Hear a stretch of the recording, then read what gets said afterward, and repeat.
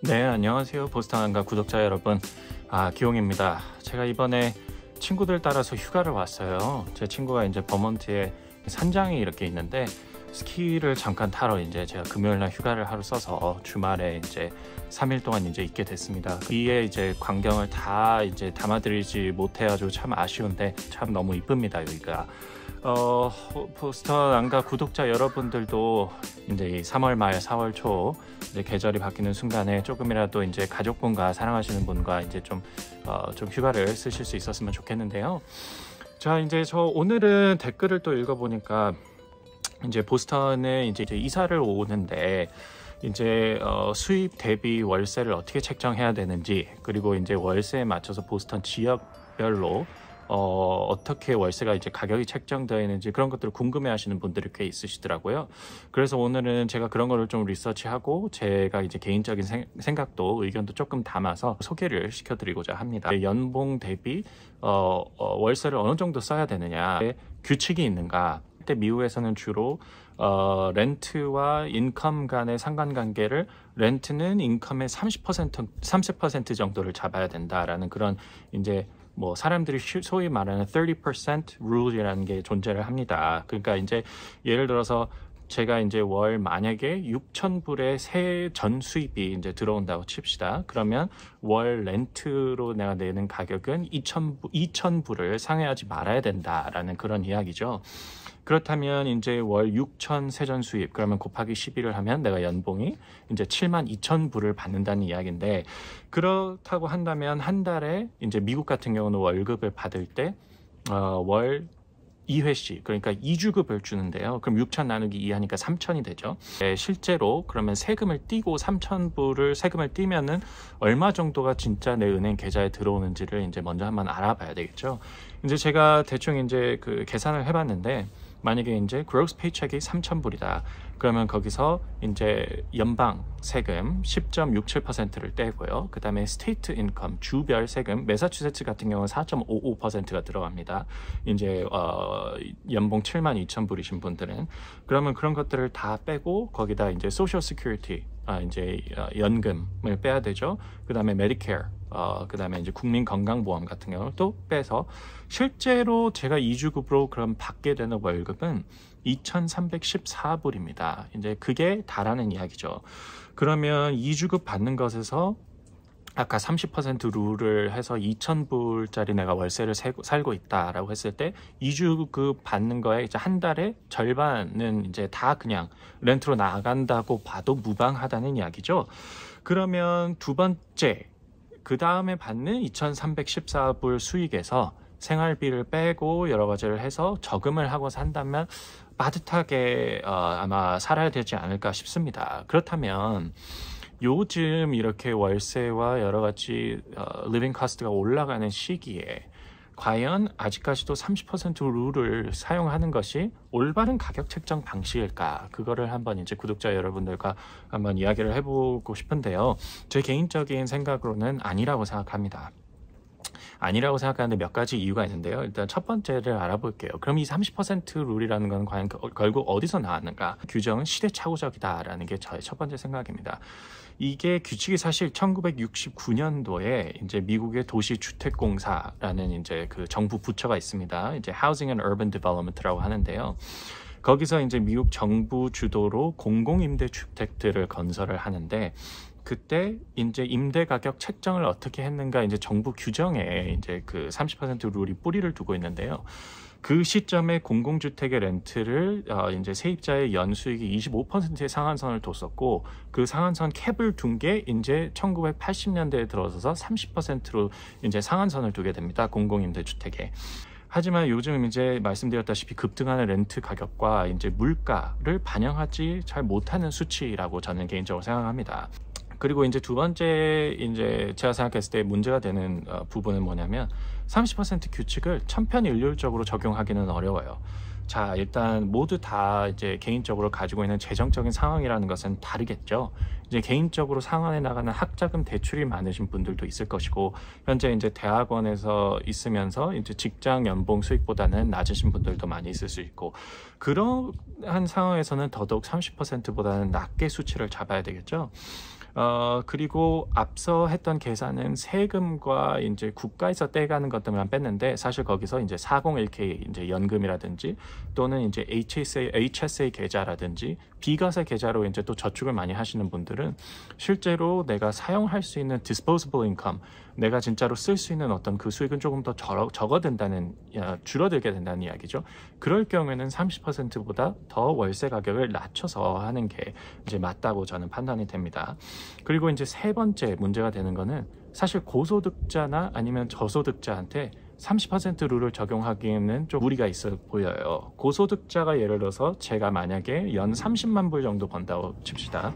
그러면 30만 불을 버는 사람이 30% 이제 이 규칙을 적용해 보면 월 7,500불을 렌트에 쓸 수 있다는 가정이 나와요. 월 7,500불의 렌트를 산다는 거는 뭐 궁전에 산다는 이야기죠.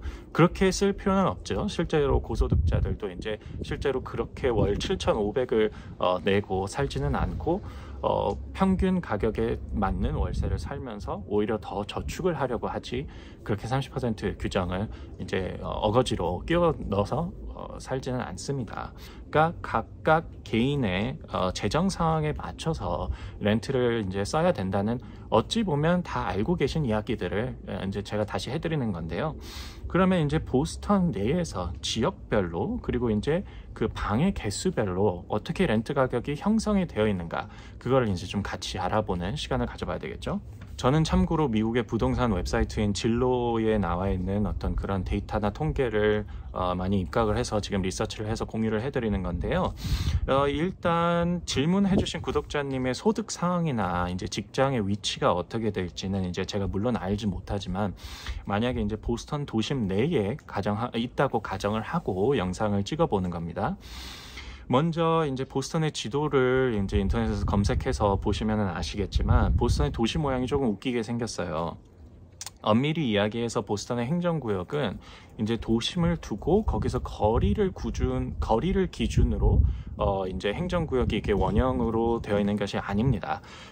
이제 구글에서 보시면, 이제 제가 여기 띄워드릴 텐데 보시다시피 직장의 대부분이 백베이, 시포트, 다운타운 이러한 위치에 있다고 가정을 했을 때, 이제 보다 가까운 케임브리지나 소머빌 같이 이제 찰스강 위에 위치해 있는 곳들은 보스턴 시에 안 들어가요.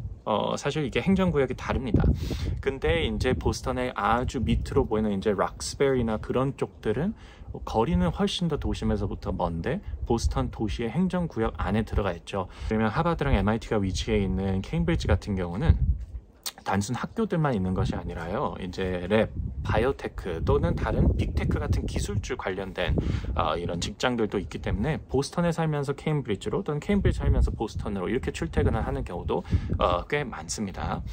자, 그러면 주로 거주 가능 아파트와 이제 콘도가 밀집해 있는 그런 지역 몇 가지를 추려서 평균 렌트 가격과 장단점들을 조금 소개를 해드리고 영상을 마무리해 보도록 할게요. 오늘은 아무래도 저희 보스턴 안가 구독자분들은 스튜디오 또는 원베드, 또는 이제 결혼하신 분들은 투베드 같은 경우를 찾아보시는 경우가 많을 것이라고 생각되니 그 세 가지를 좀 추려서 제가 검색을 해봤습니다. 자, 일단 먼저 백베이 사우스엔드 이쪽을 보도록 하죠. 여기 집코드는 02116이고요. 이제 첫 번째로 현재 제가 살고 있는 구역이고요. 주로 거주 이제 아파트나 이제 카페나 그런 것들이 많은데, 약간의 금융권 컨설팅 회사들이 좀 자리 잡고 있으면서 1인 가구 내지는 아이가 아직 없거나 이제 아이 계획이 없는 이제 2인 부부 가구들이 이제 많이 거주를 하고 있습니다. 앞서 제 브이로그에서 보셨다시피 브라운스톤이라고 하는 벽돌 구축들이 이제 많이 자리 잡고 있고요. 비교적으로 깨끗하고 안전한 편입니다. 이제 장을 보거나 카페를 가거나 또는 다른 보스턴의 이제 그런 지역들로 버스나 지하철을 타고 왔다 갔다 하기가 조금 편리한 편이라서 약간 우리나라로 하자면 뭐냐, 이제 가로수길 그런 느낌이라고 보시면 될 것 같아요. 백베이 사우스엔드 같은 경우는 이제 스튜디오가 2,550불, 원베드가 3,200불, 투베드가 4,713불. 그 다음에 이제 두 번째 다운타운 크로싱이죠. 주로 금융권 회사들이 많이 몰려 있는 곳입니다. 이제 뭐 HP 회사나 이제 뱅크나 그런 데들이 많이 몰려 있고요. 차이나타운과 터프스 메디컬 센터 같이 이제 약간 병원 시설들도 있어서 메디컬 종사자들이 많이 이제 이쪽으로 출퇴근을 하고는 하는데요. 이제 앞서 말씀드렸던 사우스엔드나 백베이와는 달리 브라운스타운보다는 보다 높은 럭셔리 고층 건물들이 많이 위치를 해 있고요. 다운타운 크로싱역, 그 다음에 이제 차이나타운역 등등 여러 지하철역들이 위치해 있어서 보스턴의 그 어떤 지역으로 가기에도 굉장히 이제 교통은 좀 편리한 편이다라고 볼 수 있겠습니다. 여기 같은 경우는 스튜디오가 3,800, 원베드가 3,200, 투베드가 4,400 정도로 이제 가격이 형성되어 있는데요. 재밌는 사실은 여기는 아무래도 개인 직장인들이 많이 살기 때문에 스튜디오의 평균 가격이 원베드보다 조금 더 높게 책정이 되어 있어요. 이제 주로 뉴욕 같이 럭셔리 신축 아파트들이 굉장히 많고요. 밑에 이제 도어맨이나 컨시어지 같은 분들이 이제 상주를 하고 계시는 분들. 세 번째로는 시포트를 보겠습니다. 시포트의 집코드는 02210이고요. 시포트는 제 직장이 위치해 있는 곳이에요. 약 20년 전에는 여기가 그냥 매립지, 방파제, 그리고 공용 주차장들밖에 없었어요. 근데 이게 대대적인 재개발을 했고, 그래서 로펌, 금융회사, 컨설팅 회사, 테크 회사들이 많이 상주를 해 있고요. 또 여러 가지 럭셔리 쇼핑가, 카페, 레스토랑들이 많이 들어와서 진짜 우리나라 같은 경우는 좀 어떤 비교를 해보면 될까요? 판교, 이런 신도시 그런 느낌이 되게 강해요. 제 느낌상으로는 거의 그리고 백인들이 95% 정도 되는 것 같고요. 보스턴 내에서 가장 비싸고 깨끗한 신축 아파트들이 많이 들어있는 지역이라고 보시면 될 것 같습니다. 근데 이제 단점은 뭐냐면 시포트는 들고 나기에 교통이 편한 편이 아니에요. 주로 근무하시는 분들은 다 외지에서 차를 갖고 출퇴근을 하시는 분들이 대다수고, 그리고 이제 사우스 스테이션에서 대중교통을 사용하시고 싶으시다면 전제 버스들이 몇 대가 있긴 합니다. 여기는 아무래도 고소득자들이 엄청 몰려있는 곳이기 때문에 집값은 제가 오늘 소개해드릴 지역들 중에 가장 높은 편이고, 그리고 제 직장 동료들도 이제 저같이 시포트 같이 이제 회사를 물론 다니고 있긴 하지만 시포트에 사는 사람들은 거의 없습니다. 너무 비싸서. 그래도 내가 직주 근접이 나한테는 굉장히 중요하다. 그리고 이제 시포트에 직장이 있다. 그렇다면 이제 시포트에서 사셔도 되겠죠. 자, 여기는 스튜디오가 3,122불에서부터 시작을 합니다. 원베드는 4,040, 투베드는 5,900, 거의 6,000불 가까이 된다고 이제 진로에 나와 있네요. 살벌하죠. 자, 그 다음에 이제 보스턴 지도에서 조금 밑으로 와 보시면 사우스 보스턴, 이제 저희가 이제 쉽게 말해서 사우스이라고 하기도 하는데요. 사우스 보스턴 같은 경우는 대학교를 막 졸업한 젊은 층들이 많이 밀집해 있는 편이에요. 이제 대학교 졸업하고 보스턴에서 이제 일을 하고 싶다 그러면 이제 초기 진입 장벽이 낮은 사우스 보스턴 쪽으로 많이 가곤 합니다.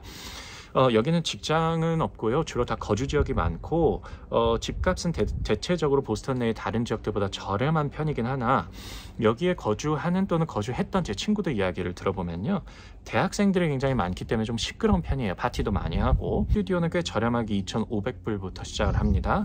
그 다음에 원베드는 2,800, 투베드는 3,500선. 그러니까 이제 가격이 베드가 이게 그 방수가 증가를 하는 거에 대비해서 가격의 증가폭이 생각보다 그렇게 크지 않죠. 자, 그 다음에 노스엔드 보겠습니다. 노스엔드는 집코드 02114고요. 다운타운 또는 케임브리지 쪽에 직장이 있으시다면 이제 위치를 보시면 아시겠지만 이제 보스턴이 있으면 여기 좀 위에 있어요. 교통과 근접성이 나쁘지 않으신 편이기 때문에 좋겠으나 제가 봤을 때 개인적으로 느끼는 바로는 깨끗한 편은 아닙니다. 노스엔드는. 주로 이태리 음식이랑 술집들이 많이 분포되어 있는 지역이고, 이제 사실 노스엔드, 웨스트엔드 이쪽을 제가 이제 같이 뭉그러뜨려 가지고 이제 소개를 해드리는 건데, 관공서들 또한 꽤 많습니다. 농구를 좋아하시는 분들은 그리고 아시겠지만 저처럼 보스턴 셀틱스의 홈그라운드인 TD 가든이 이제 여기 노스엔드에 위치해 있습니다. 스튜디오는 2,800에서 시작합니다. 원베드 3,480, 그 다음에 3베드 4,600. 그러니까 이제 여기도 증가분이 꽤 크죠. 그 다음에 이제 보스턴이 아니라 강 위로 넘어갑시다. 이제 케임브리지를 먼저 볼게요. 다 이제 잘 아시죠? 유수의 대학들 하버드나 MIT가 위치해 있는 케임브리지고, 요즘엔 이제 바이오테크 회사들도 많아져서 직장도 이제 케임브리지 밑에 위치해 있는 캔달, MIT 이 역을 중심으로 많아지는 추세예요. 이제 구글 같은 빅테크 회사들도 이쪽에 지사를 많이 이제 두어 있는 편이고, 대체적으로 이제 강 밑에 보스턴보다는 이제 신식으로 조금 그 개발이 되어 있는 편이라서 이제 좀 도시 자체가 좀 깨끗하고 잘 정돈되어 있는 느낌이다, 이렇게 보시면 될 것 같습니다. 직주 근접을 원하는 수요가 많다 보니까 아무래도 월세 가격은 조금 높게 형성이 되어 있어요. 첫 번째 스튜디오는 3,170불, 원베드 평균가는 3,800, 투베드 평균가는 4,800. 이제 원베드와 투베드 사이의 차이가 굉장히 크죠, 여러 가지 지역들을 봤을 때. 그리고 이제 이 영상에서 마지막으로 서머빌을 소개시켜 드리려고 합니다. 여기가 이제 제가 대학교 3학년 때 인턴십을 위해서 거주를 했던 지역인데요. 여기는 동양인들과 대학원생들의 거주 비율이 굉장히 높아서 조금 더 조용한 편이고, 아파트보다는 여기도 하우스들이 더 많습니다. 어린아이들이 있거나 아니면 좀 나이가 꽤 드신 이제 그런 부부나 가족분들이 더 많고, 여기서는 케임브리지로의 근접성이 꽤 좋은 편입니다.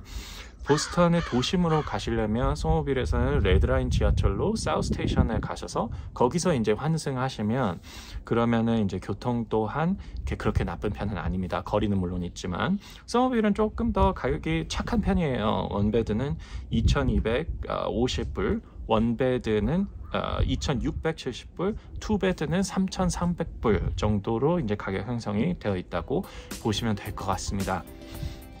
자, 이렇게 연 수입 대비 적정 월세 가격과 이제 보스턴이나 케임브리지 주변의 지역별로 그리고 방 개수별로 평균 월세 가격을 이제 조금 오늘 알아봤는데요. 이제 대학원 또는 이제 직장 여러 가지 목적으로 보스턴으로 이사를 오게 되실 그런 계획이거나 그냥 궁금하셨던 구독자분들에게 이제 조금이나마 이 영상으로서 조금이나 도움이 됐으면 그러면 좋겠고요. 오늘도 보스턴안가 영상 시청해 주셔서 너무 감사하고, 다음번에도 더더욱 좋은 콘텐츠로 이제 찾아뵙도록 하겠습니다. 그리고 이제 보스턴 내에서 집을 구하는 방법이나 이제 월세를 구할 때 조심해야 되는 점들, 그런 것들을 궁금하시다면 이제 또 질문을 자세하게 이제 댓글로 작성해 주시면 감사하겠습니다.